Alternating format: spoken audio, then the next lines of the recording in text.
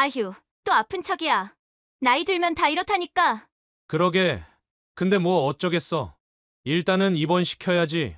의사가 그렇게 하라는데 어떡해. 입원까지 하면 병원비만 엄청 나오겠네. 유라가 한숨을 쉬며 민호에게 속삭였어요. 언제까지 이렇게 살아야 되는 거야. 빨리 재산 받고 끝내고 싶다. 폐렴으로 쓰러져 구급차에 실려온 저는 병실 침대에 누워 그 대화를 들으며 온몸이 떨렸습니다. 며칠째 기침이 심해 도와달라 했을 때는 그냥 감기니까 물이나 마시라더니 이제는 빨리 죽어서 재산이나 달라는 거였죠. 불과 며칠 전 친정엄마가 전화로 기침 소리를 한번 내자 유라는 얼굴이 하얘지며 소리쳤었습니다. 여보, 지금 당장 응급실 가야 돼. 그때 민호는 망설임 없이 차 키를 들고 달려나갔죠. 똑같은 기침인데 저는 그냥 감기라고 무시하고 친정엄마는 응급실이었습니다. 이 모든 일이 어떻게 시작되었는지 그 이야기를 처음부터 들려드릴게요. 저는 김정혜입니다. 올해 68이죠. 남편과 함께 시장에서 국밥집을 운영하면서 평생을 일했어요. 새벽 4시면 일어나 뼈 고는 냄새를 맡으며 육수를 끓이고 밤늦게까지 설거지를 하던 날들이었습니다. 손님들은 저희 국밥이 맛있다고 했지만 솔직히 맛의 비결은 간단했어요. 그냥 정성이었죠. 아끼지 않고 넣는 고기와 뼈, 그리고 시간이었습니다. 그렇게 평생을 일만 하다 보니 돈은 제법 모였어요. 은행 통장에 찍힌 숫자를 볼 때마다 뿌듯했죠. 이 돈으로 나중에 아들 결혼도 시켜주고 손주들 용돈도 주고 싶었습니다. 그런데 남편은 그 돈을 제대로 쓸 새도 없이 세상을 떠났어요. 3년 전이었습니다. 어느 날 갑자기 가슴을 움켜쥐더니 그대로 쓰러졌죠. 심장마비였어요. 병원에 도착했을 때는 이미 늦었습니다. 남편의 장례를 치르고 난 뒤 저는 그 큰 집에 혼자 남았죠. 1년이 흘렀습니다. 저는 그럭저럭 혼자 살아가고 있었어요. 가끔 동네 이웃들과 이야기를 나누고 시장에 장을 보러 가면서 시간을 보냈죠. 그런데 어느 날 갑자기 아들 민호와 며느리 유라가 집에 찾아왔습니다. 둘이 함께 온 건 남편 장례식 이후 처음이었어요. 민호가 갑자기 제 손을 잡으면서 말했습니다. 엄마, 혼자 있으면 위험해. 이제 우리랑 같이 살자. 앞으로 우리가 효도할게. 유라도 옆에서 고개를 끄덕이며 말했습니다. 어머니, 저희가 잘 모실게요. 혼자 계시면 쓸쓸하시잖아요. 그 말을 듣는 순간 제 가슴이 뭉클했어요. 아들이 저를 걱정해 주는구나 싶었죠. 하지만 동시에 이상한 느낌도 들었습니다. 민호는 원래 이렇게 적극적인 아이가 아니었거든요. 결혼하고 나서는 명절에도 얼굴 보기 힘들었는데 갑자기 왜 이러는 걸까요? 며느리 유라의 눈빛을 보니 알 것 같았습니다. 그 눈은 저를 보는 게 아니라 제 뒤에 있는 무언가를 보고 있었죠. 아마도 남편이 평생 모아둔 재산, 이 집, 그리고 은행 통장 속 숫자들을 보고 있었을 겁니다. 효도가 아니라 돈 때문이라는 걸 직감적으로 알았어요. 하지만 저는 그들의 제안을 받아들였습니다. 혼자 사는 게 너무 외로웠거든요. 밤마다 텅 빈 집에서 천장만 바라보고 있으면 남편이 너무 보고 싶었어요. 설령 그들의 목적이 돈이라 해도 어차피 나중에 아들에게 주고 떠날 돈이니까 같이 살아도 괜찮겠다 생각했습니다. 그렇게 저희는 함께 살기 시작했어요. 처음 며칠은 괜찮았습니다. 유라는 저녁 식사를 준비했고 민호는 가끔 어깨를 주물러줬죠. 하지만 시간이 지나면서 분위기가 달라지기 시작했어요. 어느 날부터 제가 갑자기 기침이 나기 시작했습니다. 처음에는 목이 간질간질한 정도였는데 점점 심해졌어요. 며칠이 지나도 나아지지 않았습니다. 저는 유라에게 물어봤어요. 유라야, 내가 요즘 기침이 좀 심한데 병원에 가봐야 될까? 유라는 설거지를 하면서 대수롭지 않게 대답했어요. 어머니, 나이 들면 다 그래요. 약 좀 드시고 쉬세요. 물 많이 드시고요. 민호에게도 말해봤지만 반응은 비슷했습니다. 엄마, 유라 말대로 그냥 쉬어. 요즘 나 바빠서 병원 같이 갈 시간도 없어. 저는 더 이상 말하지 않았어요. 아들과 며느리에게 부담을 주고 싶지 않았죠. 그냥 참고 지내면 나아지겠지 싶었습니다. 그런데 그날 저녁 이상한 일이 벌어졌어요.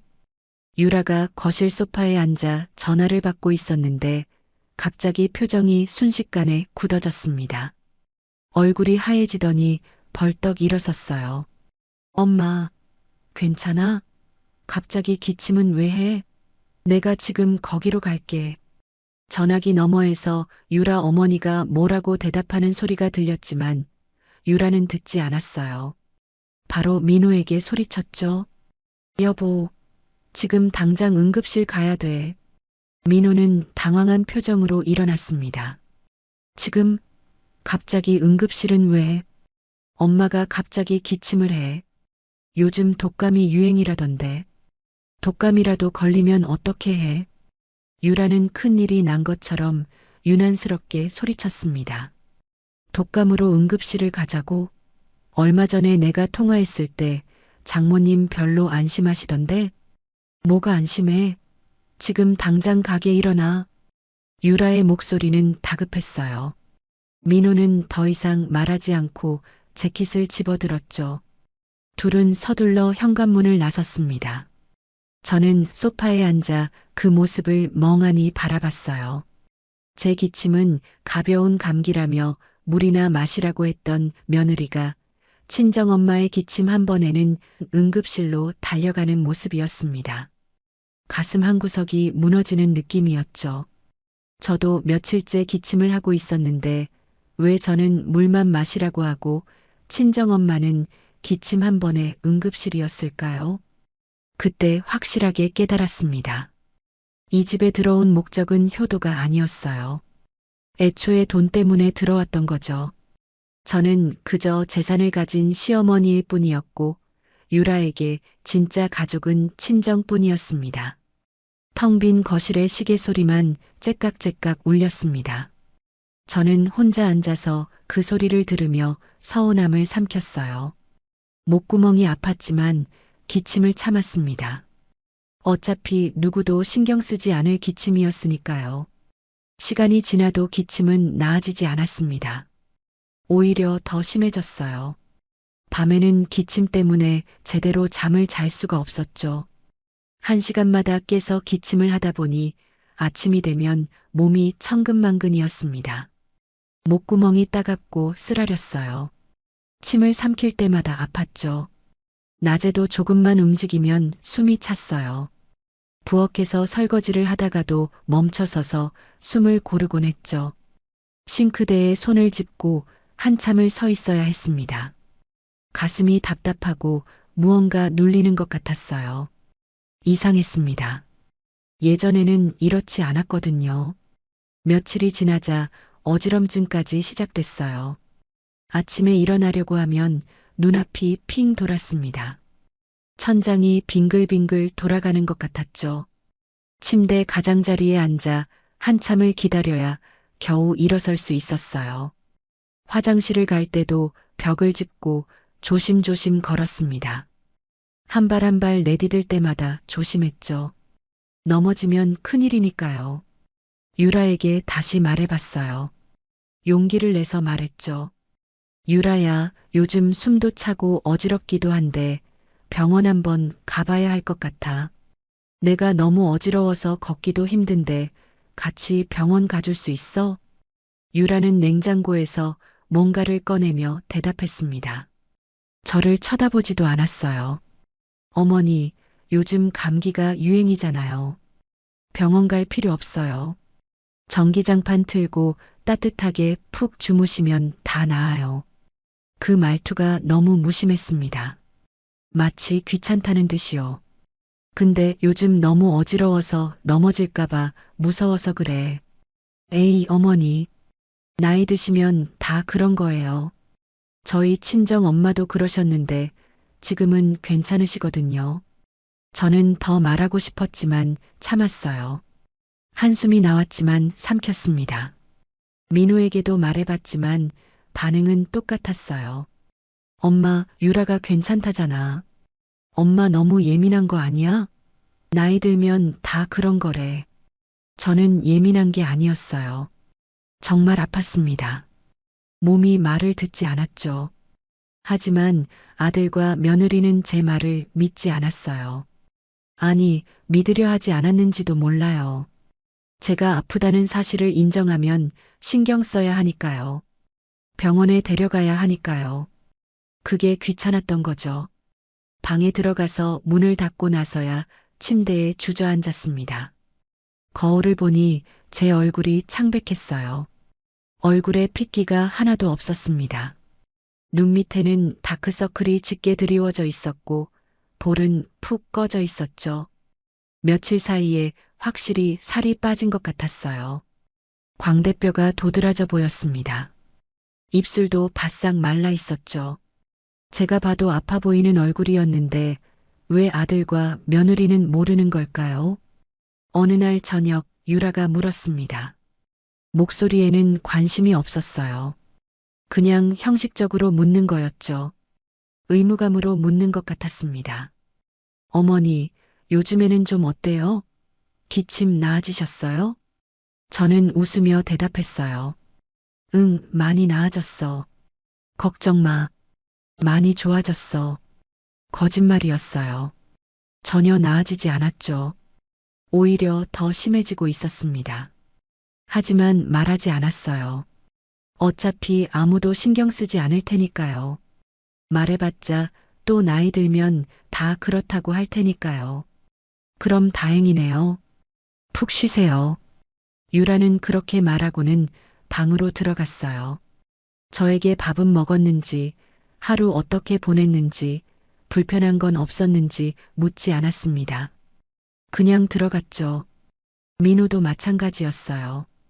퇴근하고 피곤한지 소파에 앉아서 텔레비전만 봤습니다. 저는 그 옆에 앉아 있었지만 민호는 저를 쳐다보지도 않았어요. 저는 방으로 돌아와 침대에 누워 천장을 바라봤습니다. 어둠 속에서 천장만 빤히 쳐다봤죠.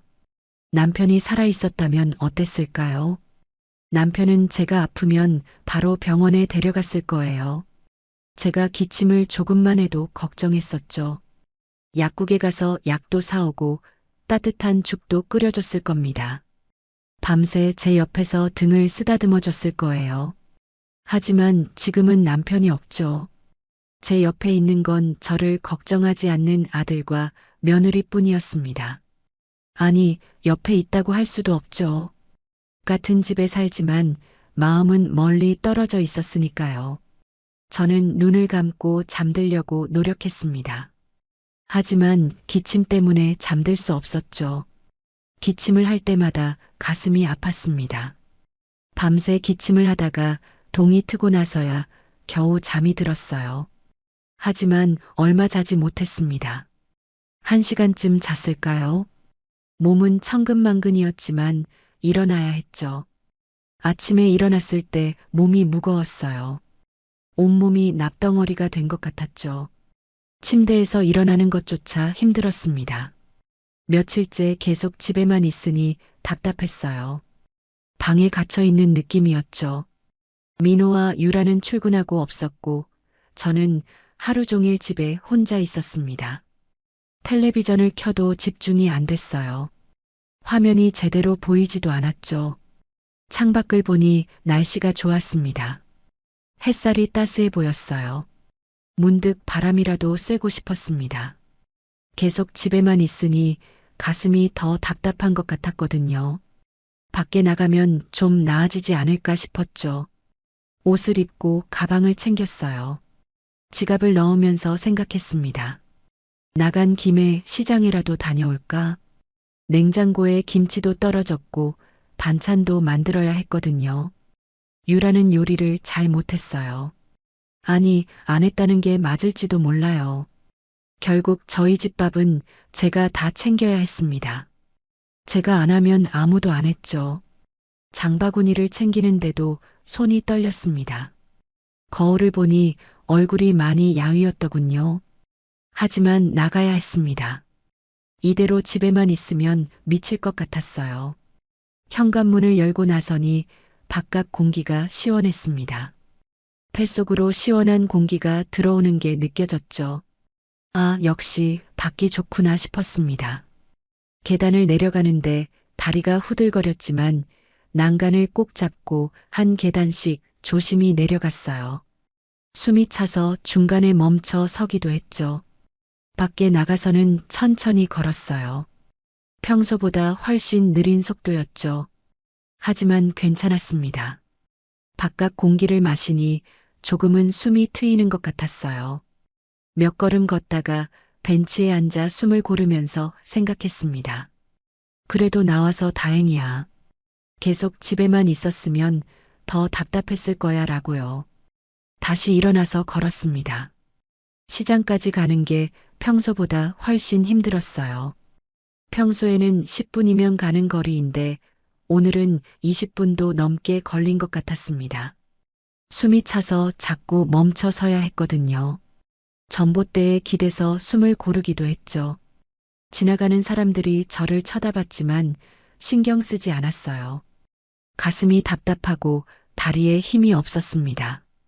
발을 질질 끌면서 걸었어요. 하지만 계속 걸었습니다. 바깥 공기를 마시니 숨 쉬는 게 나은 것 같기도 했죠. 드디어 시장에 도착했어요. 평소에 자주 가는 시장이었습니다. 사람들의 목소리가 들렸어요. 활기찬 분위기였죠. 저는 먼저 야채 가게로 갔습니다. 배추랑 물을 사야 했거든요. 야채를 고르는데 갑자기 눈앞이 흐려졌습니다. 초점이 맞지 않는 것 같았어요. 눈을 계속 깜빡였지만 나아지지 않았죠. 어지러웠습니다. 머리가 핑 도는 느낌이었어요. 그래서 잠깐 앉아야겠다고 생각했습니다. 야채 가게 앞 벤치에 앉으려고 했어요. 하지만 벤치까지 가는 게 쉽지 않았습니다. 휘청거리는 다리로 몇 걸음 걸어가는데 갑자기 눈앞이 핑 돌았습니다. 세상이 빙글빙글 도는 것 같았어요. 바닥이 위로 올라오는 느낌이었죠. 뭔가 이상하다 싶었어요. 잘못됐다는 걸 느꼈습니다. 순간 다리에 힘이 풀렸죠. 무릎이 꺾이면서 몸이 앞으로 쏠리는 게 느껴졌습니다. 넘어지면 안 되는데 라는 생각이 들었어요. 하지만 몸이 말을 듣지 않았습니다. 손을 뻗어 무언가를 잡으려 했지만 허공만 휘저었죠. 저는 결국 쿵 하는 소리와 함께 바닥에 쓰러졌어요. 얼굴이 차가운 바닥에 닿았습니다. 팔로 얼굴을 가리려 했지만 늦었죠. 어깨와 팔꿈치가 바닥에 부딪혔어요. 아팠지만 아픔도 제대로 느껴지지 않았습니다. 주변 사람들의 놀란 목소리가 들렸어요. 웅성거리는 소리가 들렸지만 제대로 들리지는 않았습니다. 모든 소리가 멀리서 들려왔죠. 마치 제가 물속에 있는 것 같았어요. 아이고, 할머니. 어머, 쓰러지셨어. 사람들의 목소리가 뒤섞여 들렸습니다. 저는 눈을 뜨려고 했지만 쉽지 않았어요. 눈꺼풀이 너무 무거웠거든요. 아이고, 김 여사님. 익숙한 목소리가 들렸어요. 정숙 씨였습니다. 시장에서 떡집을 운영하는 분이죠. 저희는 남편이 살아있을 때부터 알고 지낸 사이였어요. 국밥집에서 가끔 떡을 사다 주곤 했었죠. 김 여사님, 정신 좀 차려봐요. 김 여사님. 정숙 씨가 제 곁으로 달려왔습니다. 제 어깨를 흔드는 게 느껴졌어요. 누가 119 좀 불러주세요. 빨리요. 여기 할머니가 쓰러지셨어요. 정숙 씨의 다급한 목소리가 들렸어요. 저는 눈을 뜨려고 했습니다. 정숙 씨의 얼굴이 희미하게 보였어요. 걱정스러운 표정이었죠. 김 여사님, 괜찮아요? 정신 차리세요. 저는 입을 열려고 했지만 목소리가 나오지 않았어요. 힘이 하나도 없었습니다. 곧 사이렌 소리가 들렸습니다. 구급차였죠. 점점 가까워지는 사이렌 소리가 들렸어요. 누군가 저를 들것에 옮겼습니다. 몸이 들어 올려지는 게 느껴졌어요. 혹시 여기 보호자분 계세요? 구급대원이 물었습니다. 제가 아는 분이에요. 제가 같이 갈게요. 정숙 씨가 대답했어요. 정숙 씨의 손이 제 손을 꼭 잡았습니다. 그 따뜻함이 느껴졌어요. 구급차 안으로 들어갔습니다. 천장의 조명이 눈부셨어요. 구급대원이 제 맥박을 재고 혈압을 쟀습니다. 산소 마스크를 씌웠죠. 숨쉬기가 조금 편해졌어요. 할머니, 괜찮으세요? 곧 병원 도착해요. 구급대원이 말했습니다. 저는 고개를 살짝 끄덕였어요. 김 여사님, 괜찮아요. 곧 병원 도착해요. 힘내세요. 정숙 씨가 제 손을 꼭 잡고 있었습니다. 저는 정숙 씨의 손을 느끼며 조금 안심이 됐어요. 적어도 혼자는 아니구나 싶었죠. 정숙 씨가 옆에 있어서 다행이었습니다. 병원에 도착했어요. 들것이 구급차에서 내려졌고 응급실로 들어갔습니다. 의사들이 분주하게 움직였어요. 누군가 제 맥박을 재고 청진기로 가슴 소리를 들었습니다. 주사를 맞았어요. 팔에 따끔한 통증이 느껴졌죠. 혈압이 많이 낮네요. 산소 포화도도 낮고. 의사가 말했습니다. 할머님 기침은 언제부터 하셨어요? 의사가 물었지만 저는 대답할 힘이 없었어요. 그냥 눈만 깜빡였죠. 일주일 넘게 기침하셨대요. 어지럼증도 심하셨고요. 정숙 씨가 대신 대답했습니다. 일주일이요? 그동안 병원은 안 오셨어요? 아마 가족들이 괜찮다고 해서 안 가신 것 같아요. 정숙 씨의 목소리가 떨렸어요. 저는 천장의 형광등을 멍하니 바라봤어요. 이게 꿈인가 싶었죠. 제가 정말 쓰러진 건가요? 믿기지 않았습니다. 시간이 얼마나 지났을까요? 주사를 맞고 산소를 마시니 조금 나아진 것 같았어요. 숨쉬기가 편해졌습니다. 정신을 차렸을 때 저는 응급실 침대에 누워 있었어요. 옆에는 정숙 씨가 앉아 있었습니다. 눈이 빨갛게 충혈되어 있었어요. 김 여사님 깨셨어요? 괜찮으세요? 저는 고개를 끄덕였습니다. 목이 말라서 목소리가 잘 나오지 않았어요. 제가 쓰러진 거죠? 네, 시장에서 갑자기 쓰러지셨어요. 놀랐잖아요. 정말 놀랐어요. 정숙 씨의 눈에 눈물이 고였어요. 운 것 같았죠. 저는 미안했습니다. 죄송해요. 제가 걱정 끼쳐드렸네요. 폐만 끼치네요. 무슨 말씀을 그렇게 하세요. 당연히 도와드려야죠. 이건 당연한 거예요. 정숙 씨는 제 손을 꼭 잡아줬습니다. 제 가족보다 이웃이 더 저를 걱정해 주는 게 이상했지만 동시에 너무 고마웠어요. 가족분들한테 연락했어요. 곧 오실 거예요. 정숙 씨가 말했습니다. 저는 고개를 끄덕였어요. 이제 민호와 유라가 오겠죠. 와도 귀찮아할 게 뻔했습니다. 몇 시간이 지나서 민호와 유라가 병원에 도착했어요. 둘은 헐레벌떡 응급실로 들어왔습니다. 숨을 헐떡이고 있었죠. 민호가 숨을 헐떡이며 말했어요. 엄마, 괜찮아? 다친 데는 없어? 저는 고개를 끄덕였습니다. 응, 괜찮아. 이런 일로 연락해서 미안해. 그러자 유라가 짜증 섞인 목소리로 말했어요. 얼굴이 붉어져 있었습니다. 어머니, 이 정도였으면 미리 말씀이라도 하시지. 저희 지금 회사에서 급하게 오느라 힘들었어요. 회의 중인데 사과하고 급하게 나온 거예요. 그 말을 듣는 순간 가슴이 철렁했어요. 걱정이 아니라 불편함이었습니다. 제가 쓰러져서 미안하다는 게 아니라 자기들이 오느라 힘들었다는 거였죠. 회의를 중단하고 와서 불편했다는 거였어요. 그래, 미안하다 유라야. 내가 일부러 그런 건 아니야. 저는 작은 목소리로 말했어요. 목소리가 떨렸습니다. 에휴, 알았어요. 그래서 의사는 뭐래요? 유라가 팔짱을 끼고 물었습니다. 아직 검사 결과가 안 나왔대요. 정숙 씨가 대신 대답했어요. 아, 그럼 결과 나올 때까지 기다려야 하나요? 저희 회사 가야 하는데. 유라가 시계를 보며 말했습니다. 저는 아무 말도 하지 못했어요. 그냥 고개를 숙였습니다. 옆에 있던 정숙 씨가 놀란 표정으로 유라를 쳐다봤어요. 하지만 유라는 신경 쓰지 않았습니다. 민호도 마찬가지였죠. 근데 엄마, 언제쯤 퇴원할 수 있어? 올해 입원할 거는 아니지? 요즘 우리도 돈이 빠듯해서. 민호의 말에 저는 더욱 마음이 아팠어요. 제 건강보다 돈을 걱정하는 거였습니다. 제가 괜찮은지, 많이 아팠는지는 묻지 않았어요. 그저 언제 퇴원하는지, 병원비는 얼마나 나오는지만 물었죠. 정숙 씨가 조용히 자리에서 일어났어요. 김 여사님, 저는 이만 가볼게요. 내일 다시 올게요. 푹 쉬세요. 정숙 씨, 정말 고마워요. 제 목소리가 떨렸습니다.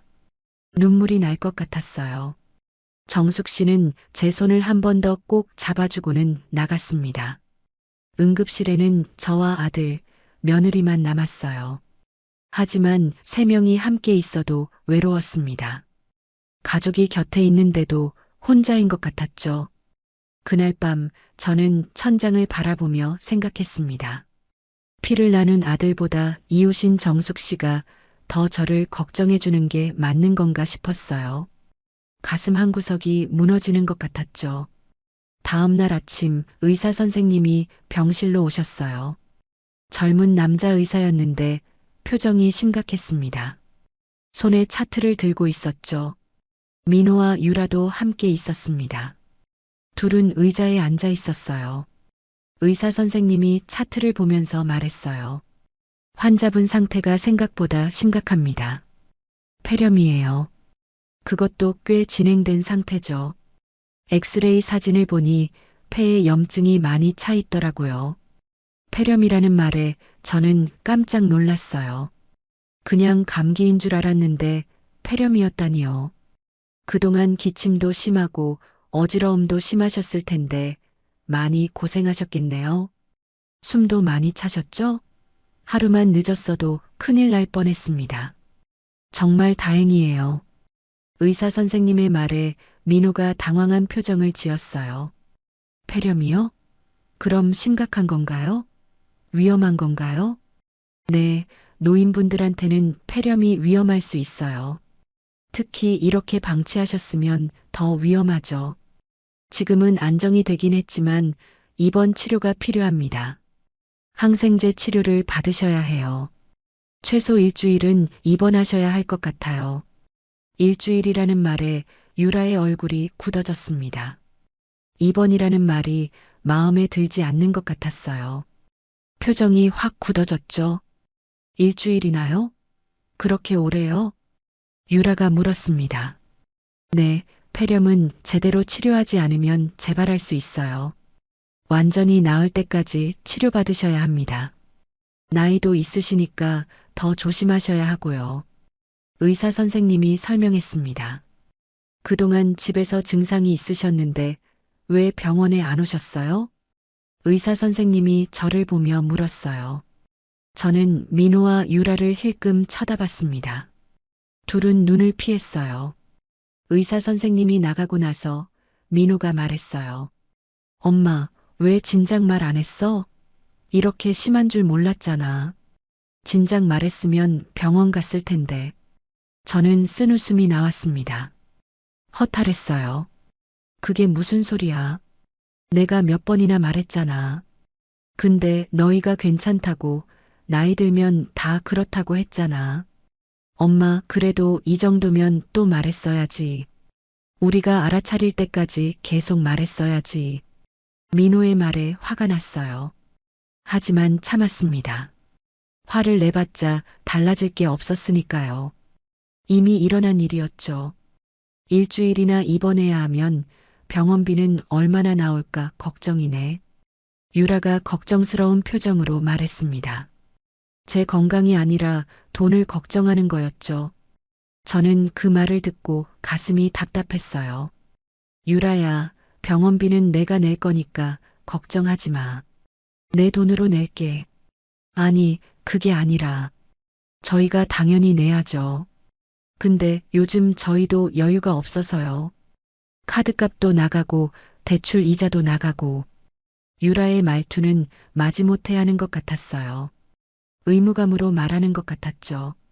저는 더 이상 말하고 싶지 않았습니다. 그냥 고개를 돌려 창밖을 바라봤어요. 하늘이 흐렸습니다. 어머니, 저희 잠깐 나갔다 올게요. 밥 먹고 와야 해서요. 아침도 못 먹었거든요.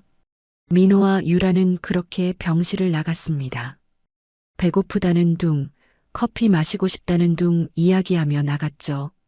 저는 혼자 남았어요. 병실은 조용했습니다. 옆 침대에는 할머니 한 분이 주무시고 계셨고, 저는 천장을 바라보며 멍하니 있었죠. 1시간쯤 지났을까요? 목이 말라서 물을 마시려고 침대 옆 테이블에 손을 뻗었어요. 물컵을 집으려고 몸을 살짝 일으켰는데 병실 밖에서 목소리가 들렸습니다. 민호와 유라의 목소리였어요. 복도에서 이야기하는 소리가 들렸죠. 제 귀가 쫑긋해졌습니다. 유라의 목소리가 들렸어요.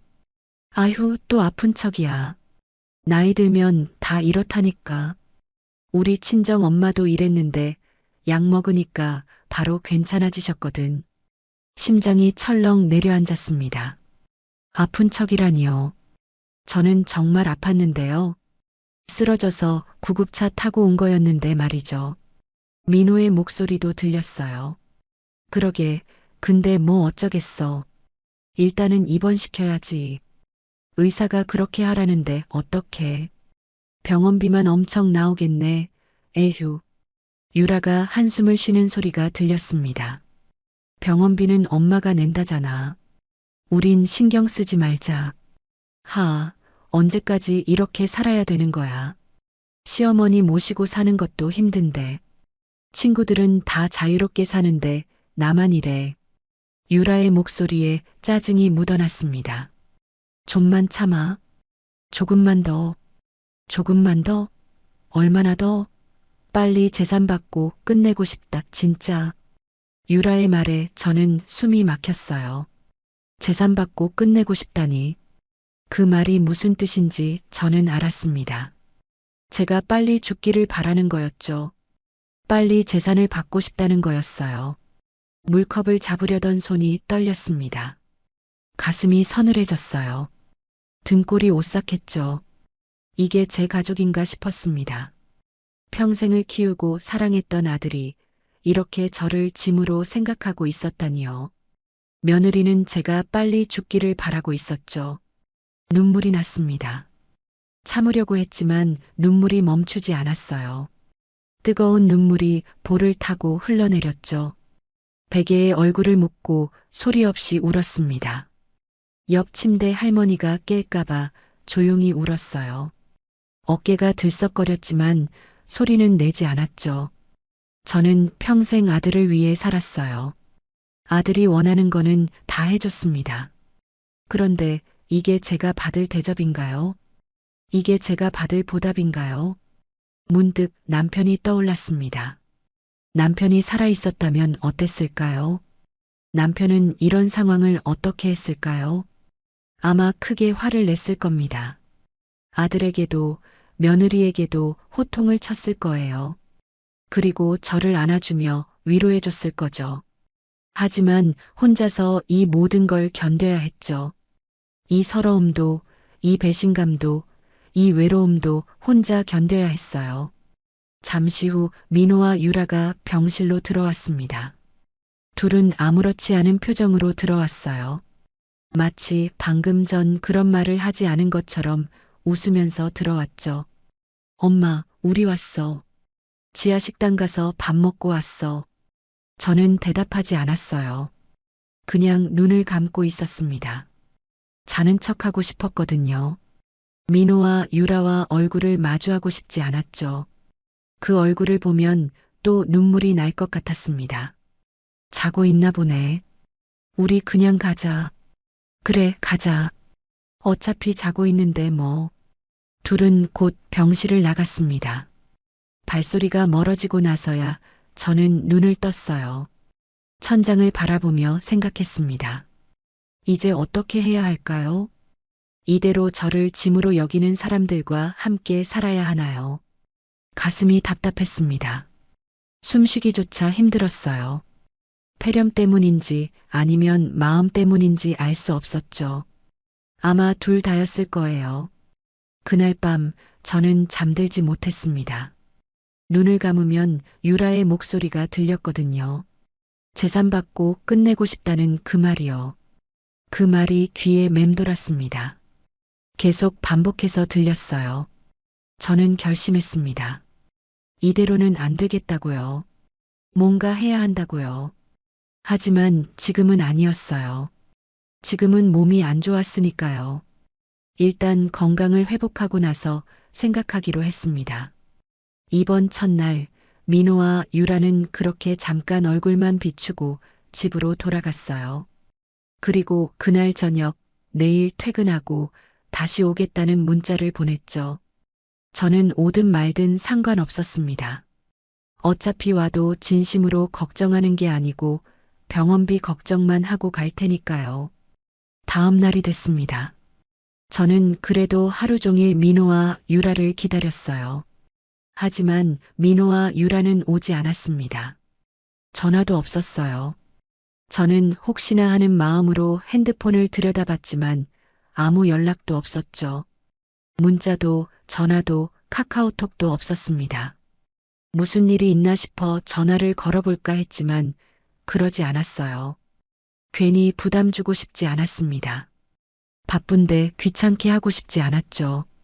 밥을 먹으면서도 계속 문을 쳐다봤습니다. 혹시 민호가 올까 싶어서요. 하지만 그렇게 민호와 유라는 오지 않았습니다. 저는 침대에 누워 천장을 바라봤어요. 어둠 속에서 천장만 빤히 쳐다봤죠. 이틀째 되는 날도 마찬가지였습니다. 아침부터 저녁까지 기다렸지만 아무도 오지 않았어요. 저는 점점 지쳐갔습니다. 기다리는 것도 지쳤고 기대하는 것도 지쳤어요. 사흘째 되는 날이었어요. 오전에 정숙 씨가 병실에 들어왔습니다. 손에는 보온병이 들려 있었죠. 김 여사님, 제가 죽 좀 끓여왔어요. 병원 밥은 맛없잖아요. 영양가도 없고. 정숙 씨는 웃으며 죽을 그릇에 담아줬습니다. 김이 모락모락 올라왔어요. 호박죽이었죠. 노란색이 예뻤어요. 저는 숟가락을 들고 한 입 먹었습니다. 따뜻하고 고소했어요. 목 넘김이 부드러웠죠. 정말 맛있어요. 고마워요, 정숙 씨. 천만에요. 많이 드세요. 기운 차리셔야죠. 몸 좀 어때요? 많이 나아지셨어요? 네, 많이 나아졌어요. 약 먹으니까 기침도 줄었어요. 정말 다행이에요. 정숙 씨는 제 옆에 앉아서 이야기를 나눴어요. 시장 이야기, 동네 이야기, 별것 아닌 이야기들이었죠. 누가 떡을 사러 왔는데 어쩌고 옆집 가게는 장사가 잘 된다더라. 그런 이야기들이었어요. 하지만 그 이야기들이 저에게는 큰 위로가 됐습니다. 누군가와 이야기를 나눈다는 게 이렇게 따뜻한 일인지 몰랐어요. 아드님은 안 오세요? 며느님은요? 정숙 씨가 조심스럽게 물었습니다. 저는 잠시 망설이다가 대답했어요. 바쁜가 봐요. 회사 일도 있고 요즘 바쁜 시기래요. 거짓말이었어요. 바빠서가 아니라 오고 싶지 않은 거였죠. 하지만 정숙 씨에게 그 말을 할 수는 없었습니다. 창피했거든요. 제 자식이 저를 외면한다는 게 부끄러웠죠. 정숙 씨는 더 묻지 않았어요. 하지만 표정을 보니 다 아는 것 같았습니다.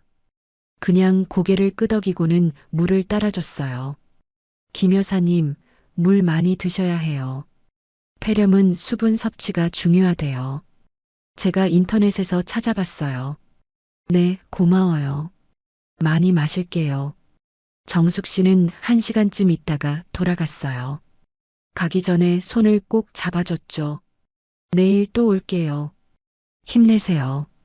금방 나으실 거예요. 고마워요, 정숙 씨. 정말 고마워요. 정숙 씨가 나가고 나서 병실은 다시 조용해졌습니다. 저는 창밖을 바라봤어요. 해가 지고 있었습니다. 하늘이 붉게 물들어 있었죠. 노을이 예뻤어요. 그날 밤에도 민호는 오지 않았어요. 전화도 없었습니다. 저는 핸드폰을 보다가 결국 전화를 걸었어요. 벨이 몇 번 울리다가 민호가 받았습니다. 여보세요? 민호야, 엄마야. 엄마, 갑자기 무슨 일이야? 민호의 목소리는 귀찮다는 듯 했어요. 저는 가슴이 아팠지만 참았습니다. 아니, 그냥 잘 지내나 싶어서 병원에 온다고 했는데 안 오길래. 아, 바빠서 그래. 엄마는 잘 지내고 있지? 엄마는 많이 나아졌어. 그래, 다행이다. 그럼 푹 쉬어. 나 지금 친구들이랑 모임 중이라서. 모임 중이라는 말에 저는 더 마음이 아팠어요. 친구들 만날 시간은 있으면서 저를 보러 올 시간은 없다는 거였죠. 그래, 알았어. 미안해, 바쁜데. 민호는 그렇게 전화를 끊었어요. 통화 시간은 채 1분도 안 됐습니다. 저는 핸드폰을 내려놓고 한숨을 쉬었어요. 가슴이 답답했습니다. 다음 날 정숙 씨가 또 왔습니다. 이번에는 과일을 가져왔어요. 사과와 배를 깎아서 담아왔죠. 예쁜 그릇에 담겨 있었습니다. 김 여사님, 과일 드세요. 비타민도 섭취해야 몸에 좋대요. 저는 고마워서 눈물이 날 뻔했어요. 피를 나눈 가족보다 이웃이 더 저를 챙겨주다니요. 정숙 씨, 저 때문에 맨날 여기까지 오고 미안해요. 제가 폐만 끼치네요. 무슨 말씀을 그렇게 하세요. 제가 좋아서 오는 거예요.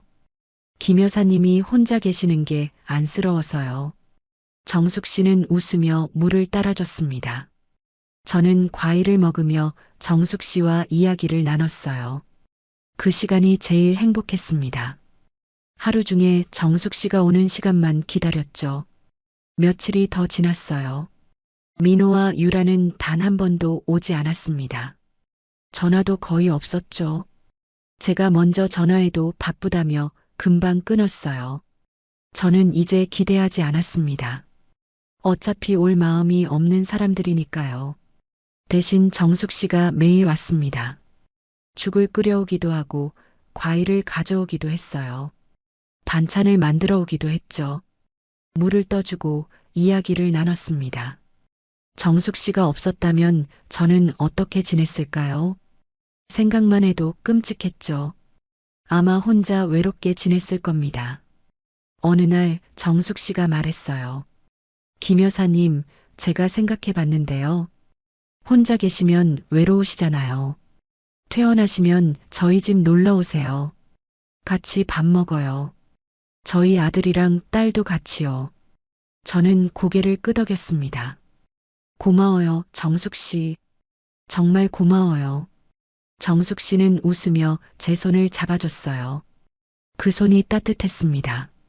남편이 죽고 나서 이렇게 따뜻한 손길을 느낀 건 처음이었어요. 진심으로 저를 걱정해주는 손길이었죠. 그때 깨달았습니다. 핏줄이라고 해서 다 가족은 아니구나. 진짜 가족은 마음을 쓰는 사람이구나. 정숙 씨는 피 한 방울 섞이지 않았지만 제 진짜 가족 같았어요. 민호보다 유라보다 훨씬 더 가족 같았죠. 밤이 됐습니다. 저는 침대에 누워 천장을 바라봤죠. 이제 퇴원하면 어떻게 해야 할까요? 다시 민호와 유라가 있는 집으로 돌아가야 하나요? 그 생각만 해도 숨이 막혔습니다. 돌아가기 싫었어요. 그 집으로 돌아가면 또 짐 취급을 받을 테니까요. 또 냉대를 받을 게 분명했죠. 하지만 저는 이제 알았습니다. 제가 무엇을 해야 하는지요. 더 이상 속지 않을 거예요. 더 이상 당하지 않을 겁니다. 제 인생은 제가 정하는 거니까요. 제 재산도 제가 정하는 거죠. 저는 마음속으로 계획을 세우기 시작했습니다. 퇴원하면 무엇을 해야 할지, 어떻게 해야 할지요. 천천히 계획이 만들어졌죠. 그 계획을 생각하니 마음이 조금 편해졌습니다. 드디어 일주일이 지나서 퇴원을 하게 됐어요. 의사 선생님이 많이 좋아졌다고 했습니다.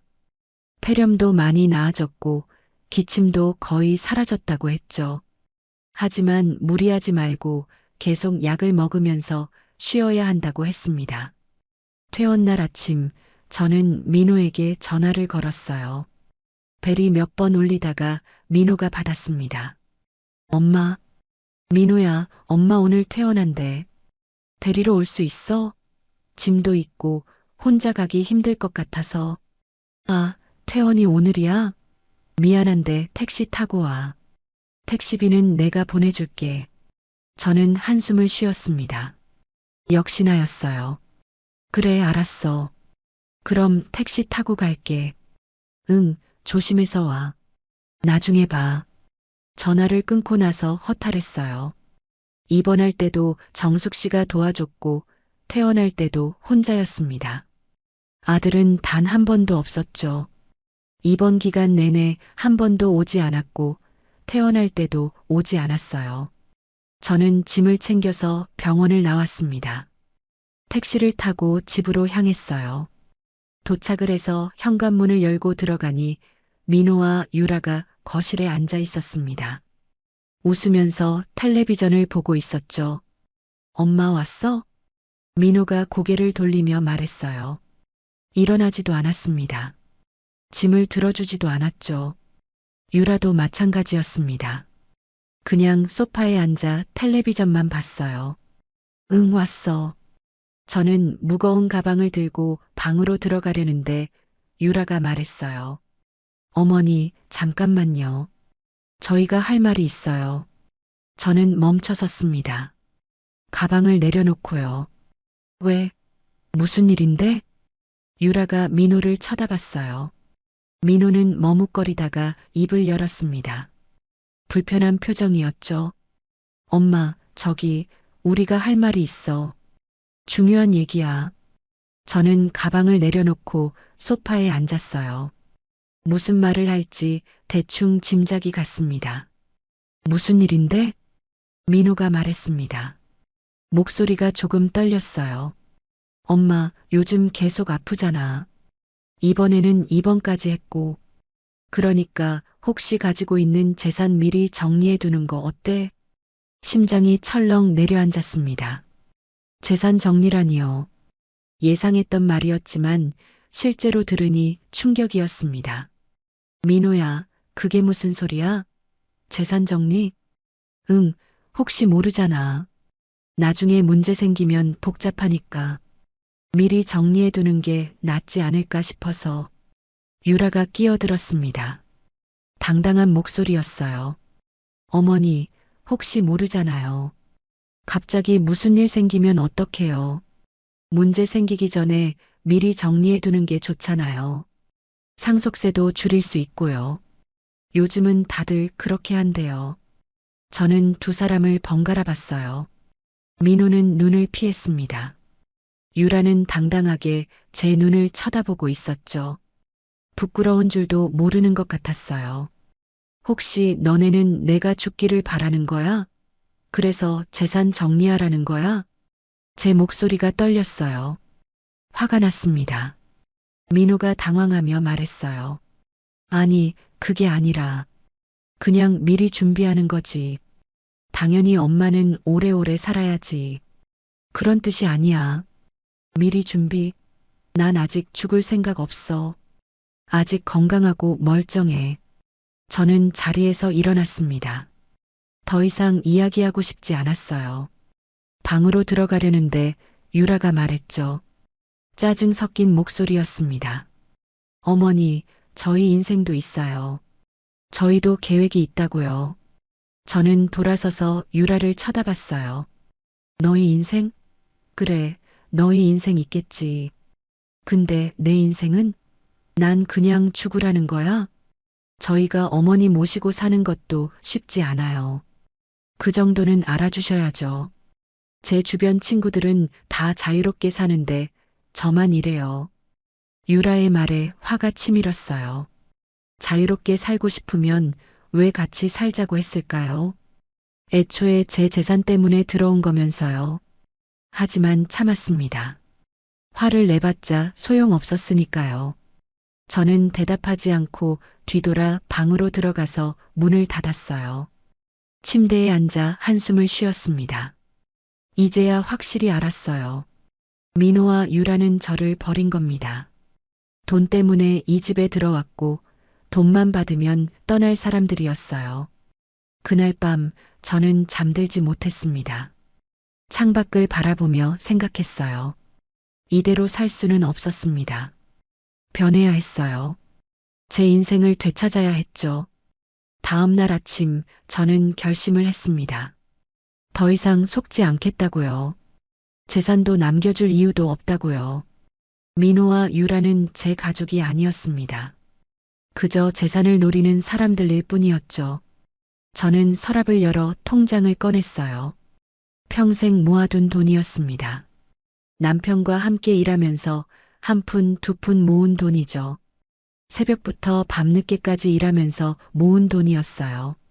원래 계획은 이 돈을 민호에게 줄 생각이었습니다. 아들이니까요. 하지만 이제는 아니었죠. 저는 컴퓨터를 켰어요.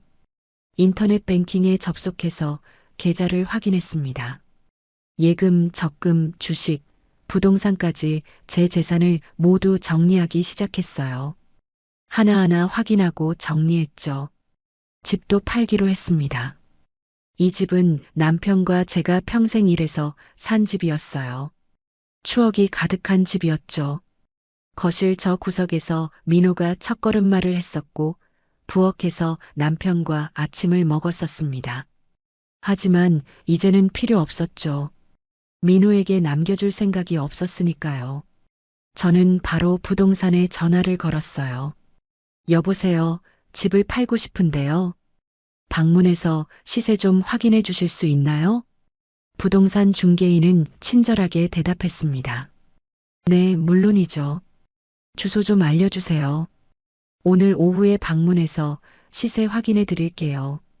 며칠 후 부동산 중개인이 집에 왔어요. 집을 둘러보고는 시세를 알려줬습니다. 생각보다 높았어요. 위치가 좋고 평수도 괜찮아서 그런가 봐요. 저는 고개를 끄덕였습니다. 좋아요. 매물로 내주세요. 최대한 빨리 팔렸으면 좋겠어요. 네, 알겠습니다. 요즘 시장이 괜찮아서 금방 나갈 거예요. 민호와 유라는 제가 무엇을 하는지 몰랐어요. 그 시간에 둘은 각자 회사에 가 있었죠. 저는 혼자 모든 걸 정리했습니다. 조용히 철저하게요. 은행에도 갔습니다. 창구 직원에게 말했어요. 계좌를 정리하고 싶어요. 어떻게 정리하실 건가요? 새 계좌로 옮기고 싶어요. 제 이름으로만 된 계좌로 만들어서 이쪽으로 돈을 다 옮겨주세요. 직원은 고개를 끄덕이며 서류를 준비했어요. 저는 서류에 서명을 하며 생각했습니다. 이제 시작이에요. 제 인생을 되찾는 시작이죠. 모든 절차가 끝나고 집으로 돌아왔습니다. 저는 평온했어요. 오랜만에 마음이 편했습니다. 이제 더 이상 바보같이 당하지 않아도 되니까요. 그날 밤 저는 창밖을 바라보며 미소를 지었습니다. 남편이 보고 있다면 뭐라고 할까요? 아마 잘했다고 할 겁니다. 당하고만 살지 말라고 할 거예요. 다음 날 아침 저는 일찍 일어났습니다. 민호와 유라가 출근하기 전에 나가고 싶었죠. 조용히 준비를 하고 집을 나섰습니다. 화장도 하고 옷도 단정하게 입었어요. 오늘은 중요한 일이 있는 날이었으니까요. 먼저 은행에 갔어요. 창구 직원에게 말했습니다. 5천만 원을 현금으로 인출하고 싶어요. 직원은 놀란 표정을 지었습니다. 당연했죠. 큰 금액이었으니까요. 5천만 원이요? 금액이 크신데 괜찮으세요? 다른 방법도 있는데요. 괜찮아요. 현금으로 받을 거예요. 저는 돈을 받아서 가방에 넣었습니다. 다음으로는 부동산에 갔어요. 중개인이 반갑게 맞이했습니다. 어머니, 좋은 소식이에요. 매물 올린 지 이틀 만에 계약자가 나타났어요. 시세보다 조금 더 주신대요. 많이 급하신가 봐요. 저는 고개를 끄덕였습니다. 좋아요. 계약 진행해 주세요. 최대한 빨리요. 바로 계약서에 서명을 하고 나서 저는 부동산을 나왔어요. 이제 정말 끝났습니다. 집도 팔렸고 돈도 정리했어요. 민호와 유라가 받을 건 하나도 없었죠. 저는 시장으로 향했습니다. 정숙 씨를 만나러요. 떡집 앞에 도착하니 정숙 씨가 떡을 찌고 있었어요. 김이 모락모락 올라왔죠. 정숙 씨, 저 왔어요. 정숙 씨가 고개를 들더니 반갑게 웃었습니다. 김 여사님, 어떻게 오셨어요? 괜찮으세요? 많이 나으셨어요? 네, 많이 괜찮아졌어요. 정숙 씨랑 할 이야기가 있어서요. 잠깐 시간 돼요? 그럼요. 이쪽으로 들어오세요. 차 한잔 하시죠. 저는 떡집 안으로 들어갔어요. 정숙 씨가 차를 내와줬습니다. 따뜻한 차였어요. 저는 차를 마시면서 조심스럽게 말을 꺼냈습니다. 정숙 씨, 요즘 떡집 월세 때문에 힘들다고 했죠? 전에 그런 얘기 들은 것 같아서요. 정숙 씨가 난처한 표정을 지었습니다. 손을 흔들며 말했어요. 아, 그건 괜찮아요. 제가 어떻게든 해결할 거예요. 걱정 마세요. 혹시 월세 얼마나 밀렸어요? 저한테 솔직하게 말해줘요. 그게 6개월 정도요. 요즘 장사가 안 돼서요. 건물주가 이번 달 안에 안 내면 나가라고 하네요. 근데 괜찮아요. 어떻게든 될 거예요. 저는 가방에서 봉투를 꺼냈어요.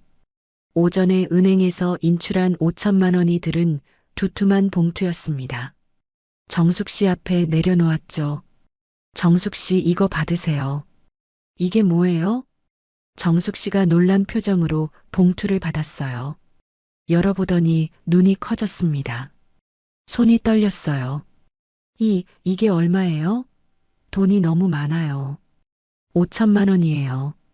월세도 내고 떡집도 안정적으로 운영하세요. 장사도 확장하시고요. 아니, 이렇게 큰 돈을 어떻게 받아요? 저는 받을 수 없어요. 정숙 씨가 봉투를 다시 내밀었지만 저는 받지 않았어요. 정숙 씨의 손을 꼭 잡았죠. 받으세요. 정숙 씨가 저를 살렸어요. 시장에서 쓰러졌을 때 병원까지 함께 가줬잖아요. 정숙 씨 아니었으면 저는 어떻게 됐을지 몰라요. 그건 당연한 거였어요. 돈 받으려고 한 게 아니에요. 알아요. 그래서 드리는 거예요. 진심으로 저를 도와준 유일한 사람이니까요. 제 가족보다 더 저를 걱정해줬잖아요. 김 여사님, 정숙 씨의 눈에 눈물이 고였어요. 볼을 타고 눈물이 흘러내렸습니다. 병원에서도 매일 와주셨잖아요. 죽도 끓여주고 과일도 깎아주고 이야기도 들어주고 그게 얼마나 큰 힘이 됐는지 몰라요. 제 아들보다 더 저를 챙겨줬어요. 저는 정숙 씨의 손에 봉투를 꼭 쥐어줬어요. 정숙 씨는 눈물을 흘리며 고개를 숙였습니다. 감사합니다. 정말해요. 평생 은혜 잊지 않을게요. 정숙 씨, 제가 더 감사하죠. 덕분에 살았어요. 저는 떡집을 나왔습니다. 가슴이 뭉클했어요. 진심으로 저를 도와준 사람에게 보답할 수 있어서 행복했죠. 다음으로 변호사 사무실에 갔습니다. 약속을 잡아뒀었거든요. 변호사는 중년의 남자였는데 친절해 보였죠. 오늘 예약하신 김정혜 님이시죠? 무슨 일로 오셨어요? 재단을 만들고 싶어요. 버려진 노인들을 돕는 재단이요. 재단이요? 구체적으로 어떤 재단을 만들고 싶으신가요? 저는 제 이야기를 들려줬어요. 병원에서 있었던 일, 정숙 씨가 저를 도와준 일, 아들과 며느리에게 버려진 일을요. 변호사는 고개를 끄덕이며 들었습니다. 진지한 표정이었어요. 좋은 취지네요.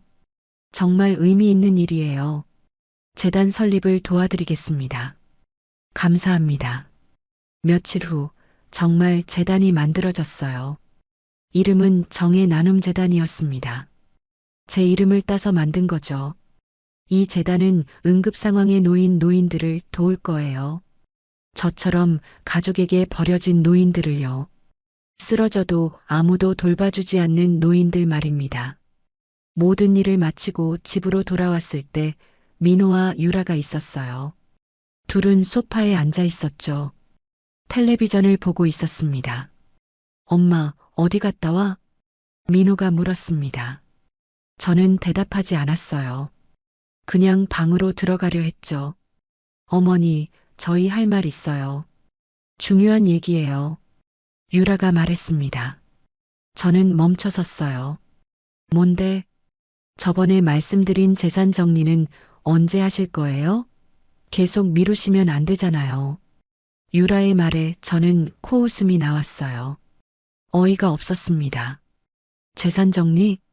걱정 마. 이미 다 했어. 깨끗하게. 민호와 유라가 놀란 표정을 지었습니다. 눈이 커졌어요. 정말요?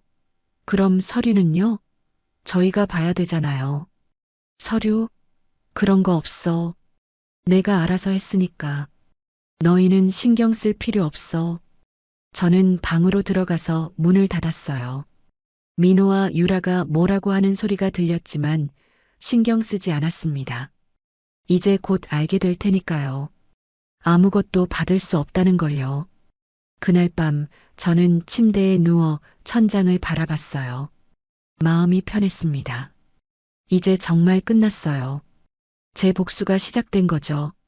진짜 복수는 이제부터였습니다. 일주일 후 부동산에 가서 계약서에 최종 서명을 했습니다. 이제 이 집은 제 집이 아니었어요. 새 주인의 집이었죠. 집으로 돌아왔을 때 민호와 유라가 거실에 있었습니다. 주말이라 집에 있었던 거예요. 저는 둘 앞에 서서 말했습니다. 이 집은 이미 팔았어. 다음 주에 이사 나가야 되니까 너희들도 정리하고 나가. 순간 정적이 흘렀어요. 민호와 유라가 멍한 표정으로 저를 쳐다봤습니다. 믿을 수 없다는 표정이었죠. 네, 그게 무슨 소리예요? 유라가 먼저 입을 열었어요. 목소리가 떨리고 있었죠. 얼굴이 하얗게 질렸습니다. 이 집 팔았다고. 다음 주까지 나가야 돼. 새로운 사람 들어오기로 했어. 엄마, 무슨 소리야? 우리랑 상의도 없이 집을 왜 팔아? 우리가 여기서 살고 있잖아. 민호가 벌떡 일어났습니다. 얼굴이 빨개져 있었어요. 화가 난 것 같았죠. 상해? 왜 너희랑 상의를 해야 돼? 내 집인데. 내 돈으로 산 집인데. 그래도 저희가 같이 살고 있잖아요. 저희 동의 없이 어떻게 그럴 수 있어요? 유라도 일어나서 소리쳤습니다. 목소리가 날카로웠어요. 같이 산 게 뭐 대수야? 너희는 나를 버렸잖아. 저는 담담하게 말했어요. 목소리에 감정을 넣지 않았죠. 민호가 당황한 표정을 지었습니다. 버렸다니 무슨 소리야? 우리가 언제 버렸다고 그래? 병원에서 들었어. 너희 둘이 하는 말 다 들었다고. 빨리 재산 받고 끝내고 싶다고. 내가 아픈 척 하는 거라고 했잖아. 유라의 얼굴이 하얗게 질렸어요. 입술이 파르르 떨렸죠. 그건 그때는 화가 나서 그랬어요. 진심이 아니었어요. 진심이 아니었다고? 그럼 병원에 번도 안 온 건? 전화도 안 한 건? 그것도 진심이 아니었어? 저는 차갑게 말했습니다. 민호가 할 말을 잃었어요. 나를 버렸던 너희는 더 이상 내 가족이 아니니까 너희한테는 한 푼도 남겨줄 필요 없잖아. 저는 방으로 들어가려 했어요. 하지만 뒤에서 유라가 소리쳤습니다. 목소리가 떨렸죠.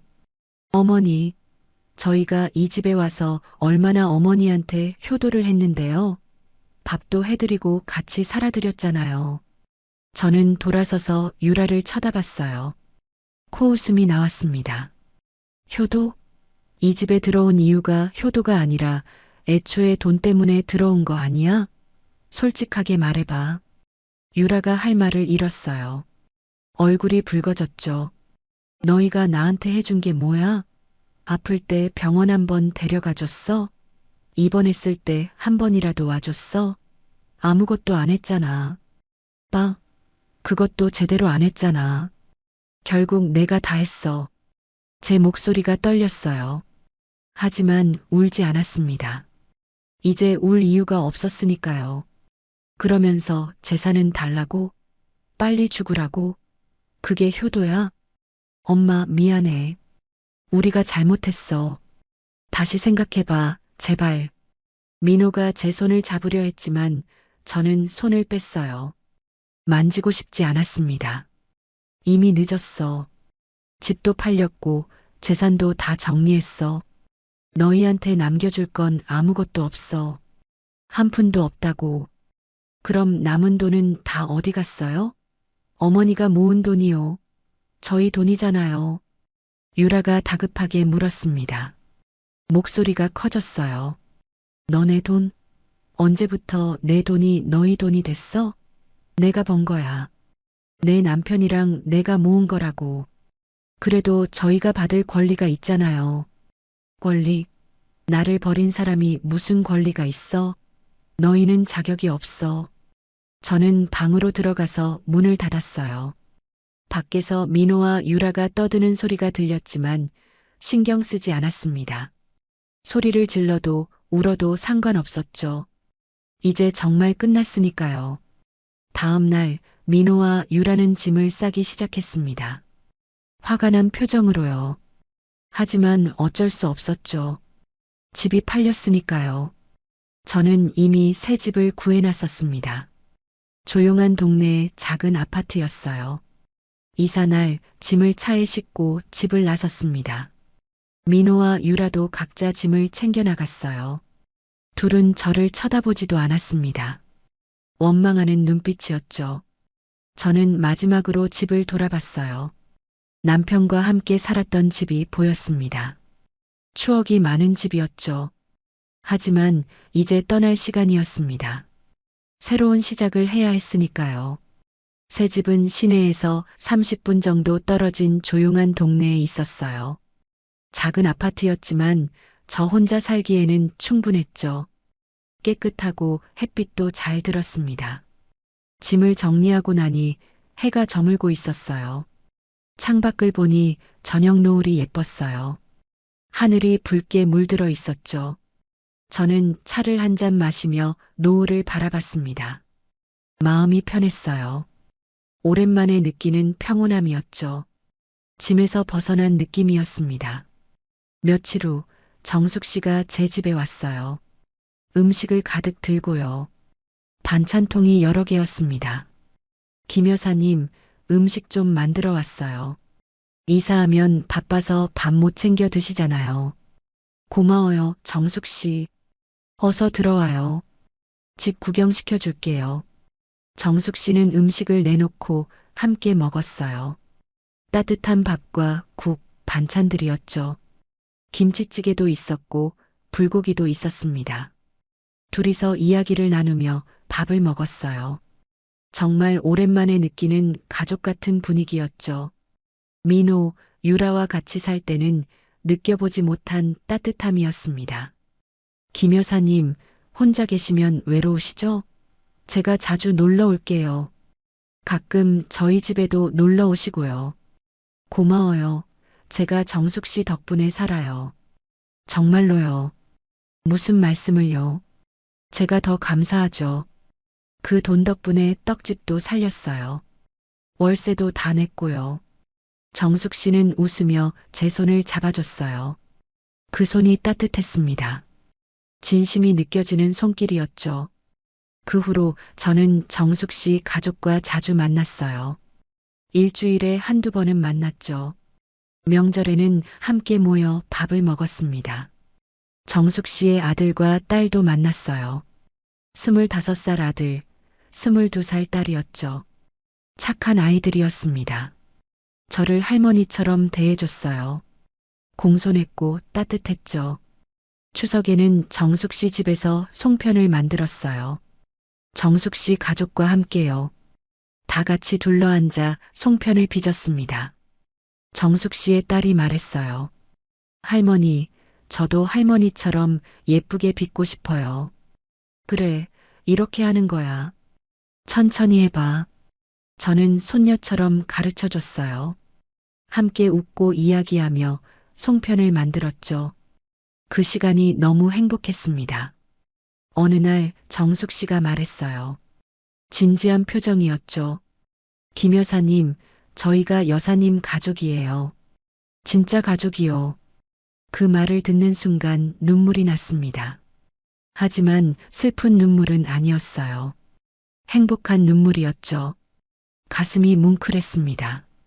고마워요, 정숙 씨. 정말 고마워요. 저는 이제 외롭지 않았어요. 진짜 가족을 찾았으니까요. 핏줄로 연결된 가족이 아니라 마음으로 연결된 가족을요. 정숙 씨 가족은 저를 진심으로 대해줬습니다. 걱정해주고 챙겨주고 사랑해줬어요. 민호한테서는 한 번 전화가 왔었어요. 그 일이 있고 몇 달이 지난 후였죠. 엄마, 나야. 우리 한번 만날 수 있을까? 무슨 일인데? 그냥 다 사과하고 싶어서. 우리가 잘못했어. 민호야, 이미 늦었어. 난 너희를 용서할 생각 없어. 저는 전화를 끊었습니다. 더 이상 민호와 이야기하고 싶지 않았어요. 이미 끝난 관계였으니까요. 밤이 되면 저는 창밖을 바라보곤 해요. 별들이 반짝이는 하늘을 보며 생각합니다. 핏줄이라서 가족이 아니고 저를 살려준 사람이 제 가족이었어요. 저를 버린 사람에게는 아무것도 남기지 않았죠. 그게 제 마지막 복수입니다. 그리고 저는 행복하게 살고 있어요. 진짜 가족들과 함께요. 정숙 씨와 그 가족들과요. 매일 웃고 이야기하고 밥 먹으면서 행복하게 살고 있습니다. 가끔 정의 나눔 재단에서 연락이 와요. 어떤 할머니를 도왔다는 소식, 어떤 할아버지가 도움을 받았다는 이야기요. 그럴 때마다 뿌듯합니다. 제가 겪었던 일이 다른 노인들에게는 일어나지 않았으면 좋겠어요. 이제 저는 진짜 자유롭습니다. 짐에서 벗어났고 진짜 가족을 찾았으니까요. 나머지 인생은 저를 위해 그리고 진짜 가족들을 위해 살 거예요.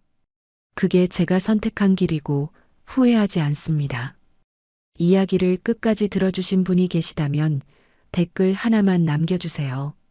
지금까지 이야기 들어주셔서 감사합니다. 구독과 좋아요 부탁드려요. 여러분의 관심 하나하나가 제게 큰 힘이 됩니다.